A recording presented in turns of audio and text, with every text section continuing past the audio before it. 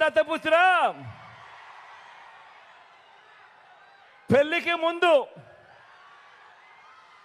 పెళ్లికి ముందు పవిత్రమైన హామీలిచ్చి పిల్లలను పుట్టించి పెళ్లి కాగానే 4 ఏళ్లకొకసారి 5 ఏళ్లకొకసారి కార్లు మార్చేసినట్టుగా భార్యలను వదిలేసి ఇప్పుడు నియోజకవర్గాల్ని కూడా అలవోకగా వదిలేస్తా ఉన్నావు. ఏం మనిషివయ్యా నువ్వు అని చెప్పి ఆయనను అడిగా. అందుకే దత్తపుత్రుల్లో కూడా ఈ మధ్య కాలంలో బీపీ బాగా కనిపిస్తూ ఉంటుంది.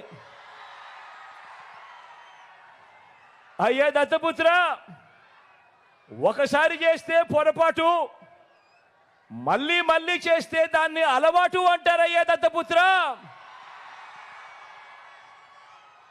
పవిత్రమైన సాంప్రదాయాన్ని నడి రోడ్డు మీదకి తీసుకురావడము, ఆడవాళ్ళ జీవితాలను చులకనగా చూపించడము ఘోరమైన తప్పు కాదా అని అడుగుతా ఉన్నాను.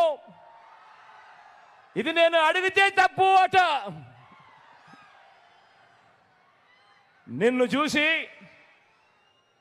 చూసి ఇదే తప్పు ప్రతి ఒక్కరూ కూడా చేయడం మొదలు పెడితే, ఇలా 5 ఏళ్లకొకసారి 4 ఏళ్లకొకసారి భార్యలను మార్చడం మొదలు పెడితే